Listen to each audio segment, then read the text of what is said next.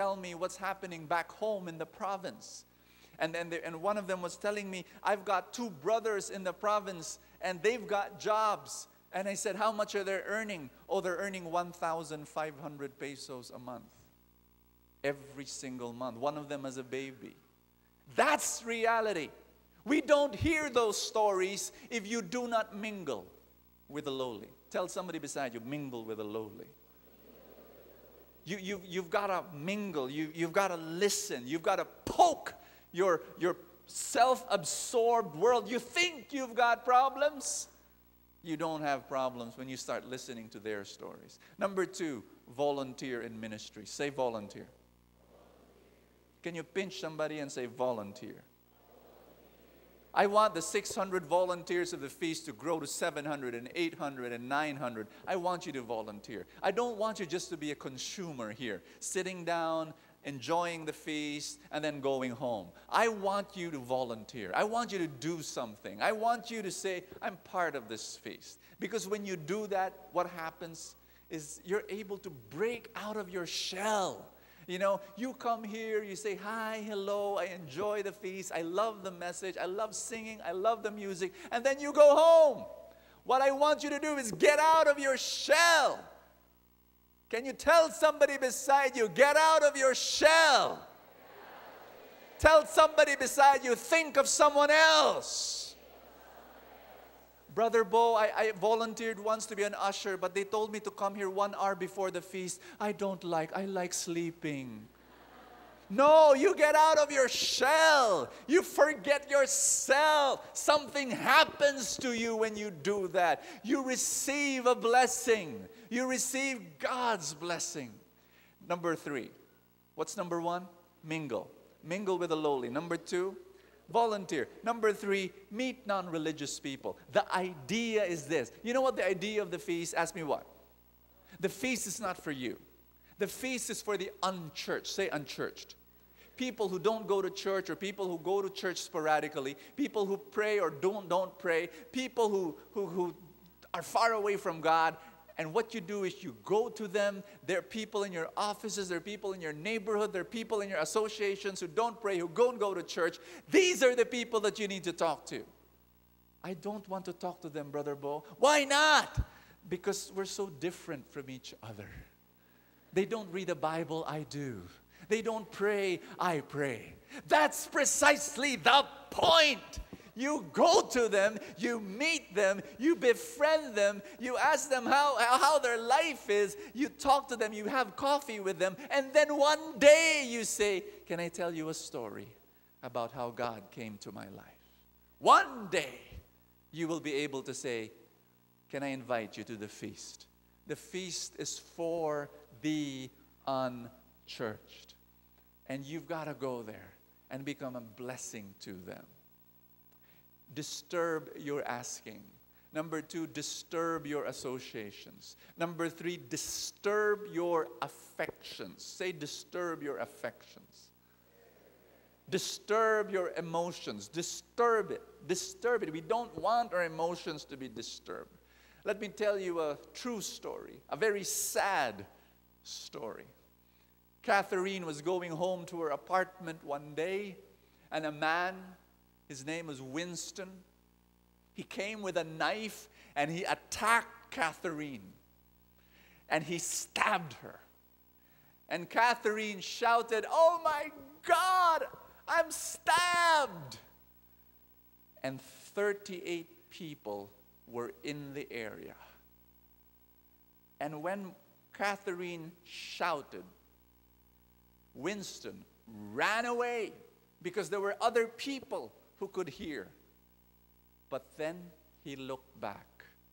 Do you know, this is a true story, not a single person, not one out of the 38 people actually did anything. They did not approach Catherine. You know what happened? Winston came back because he knew no one was going to help. He went back and stabbed her some more and robbed her and killed her.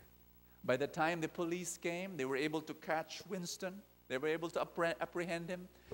But Catherine was dead. This became such an incredible case of human nature that an army of psychologists for years, they researched on the subject, they did all sorts of experiments. They wanted to find out the reason why would 38 people, supposed to be good people, supposed to be people who were decent, why they did not lift a finger, why they did not help Catherine in her hour of need.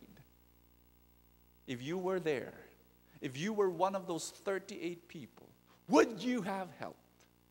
And here what the psychologists have learned after years of research, after years of experimenting, you know what they found out? You want to know what they found out?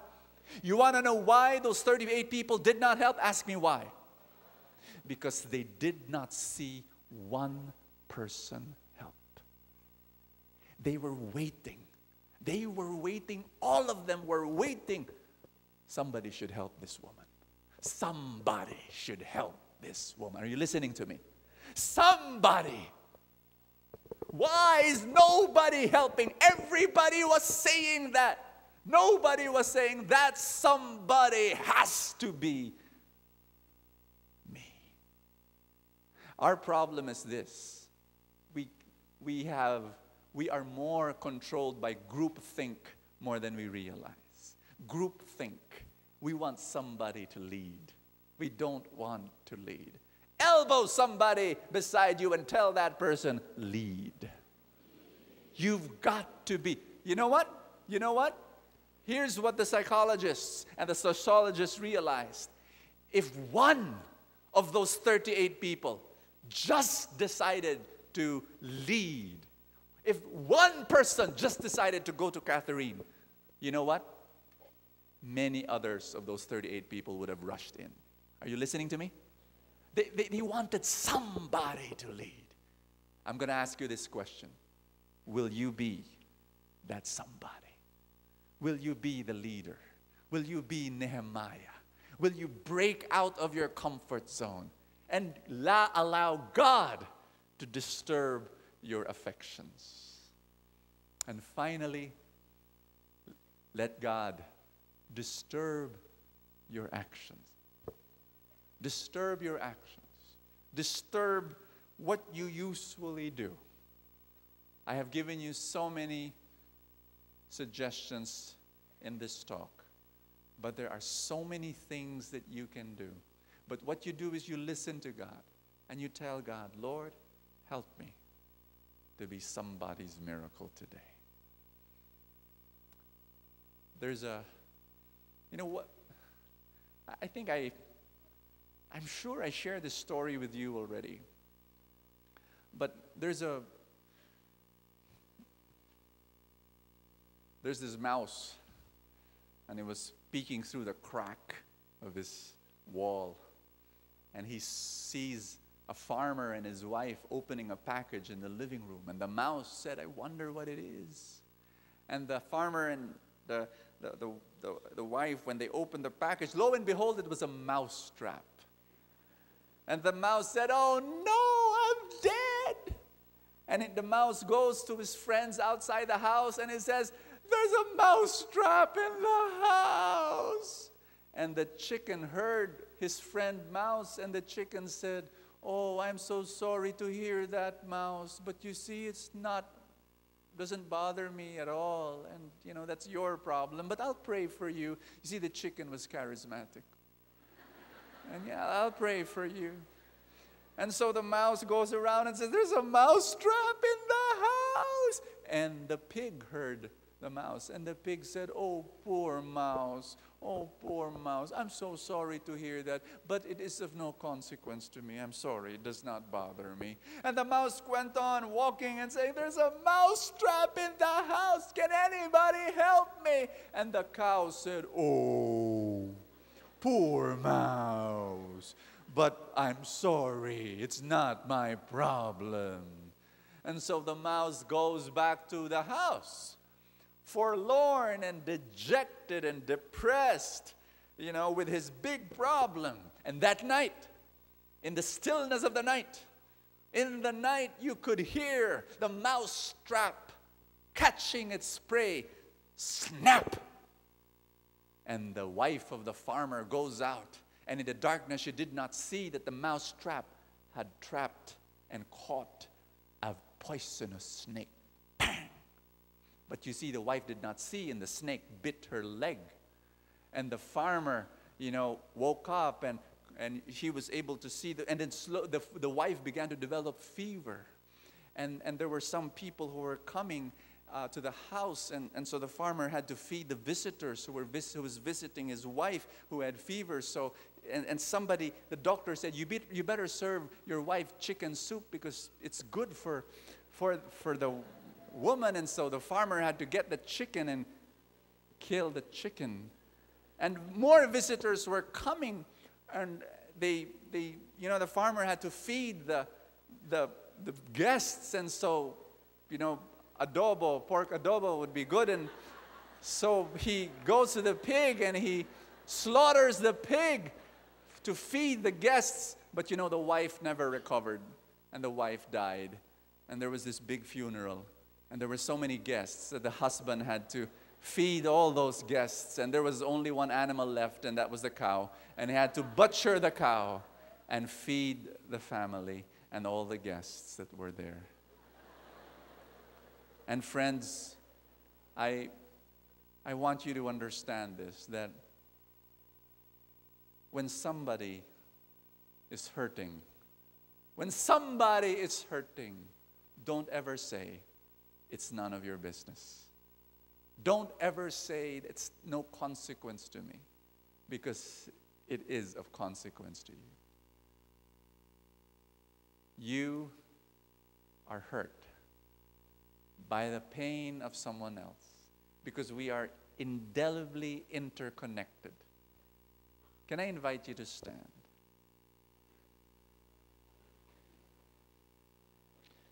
I want you to look at me as someone who has experienced the blessings of God in such a profound way. 25 years ago, I was reading an old story I wrote, and I was so amazed. 25 years ago, I had 4 pairs of shoes. And I had an inspiration from God to give them away. Why do I need 4 pairs? Too many. And at that time, I had some friends whose shoes were terrible. They were old and terrible. Some of them were smiling and happy. I said, you should be happy and smiling, not your shoes. I gave them my 3 pairs of shoes, and they were so happy. One of my friends said he was wearing my shoes, and he was so, Brother Bo, for the longest time, I was always wondering, what would it be like to stand in your shoes? Now I know, And I was so happy. I only had 1 pair of shoes, and I would wear them anywhere I would go to. Weddings, mountain climbing, same shoes. For about 2 months. 2 months. And then a couple came in a prayer meeting like this, at the end of the prayer meeting, and they had this big shoebox. And Brother Bo, I hope you won't be offended, but we want to give you shoes. They opened the box, and it was Bally. You know what are Bally shoes? 25 years ago, they were worth 5,000 pesos already. And you're giving it to me? And I said, yes, we were giving it to our son. It did not fit our son. We're giving it to you. So I wore those Bally shoes. And to this day, I'm wearing a Florsheim. My wife gave it to me. I've experienced how God can never be defeated in the contest of generosity. You be a hero for someone. You forget yourself. You care for somebody more than yourself. You go out of your comfort zone. You visit an orphan. You go to an abandoned elderly person in Anaway. You visit a prisoner in our prison ministry. You go out of your shell and volunteer as an usher. You get out of yourself. What will God do? He will say, I will bless you in such an abundant way. You cannot defeat me in the contest of generosity. And I want you to pray with me today. I want you to make that decision to be like Nehemiah. Maybe you're living in a comfortable world. Your world is too comfortable. And you're just thinking of yourself. You're thinking of your needs. What you want to do now is just go out. Lift up your hands if you may. Say this after me. Father in heaven, teach me. Inspire me. Give me your assignment. I believe my life will be empty if I only think of myself. I want to be truly happy. Help me to be somebody's blessing. Help me to be somebody's answered prayer. Help me to be somebody's hero. You know, brothers and sisters, it could just be a smile that you give to somebody. It could be a pat in the back of someone. It could be a listening ear. It doesn't have to be big. You can start small and make that decision. And God's going to bless you in an abundant way. Hallelujah. Let's sing to God. Hallelujah. Praise you, Father. Worship you, Lord.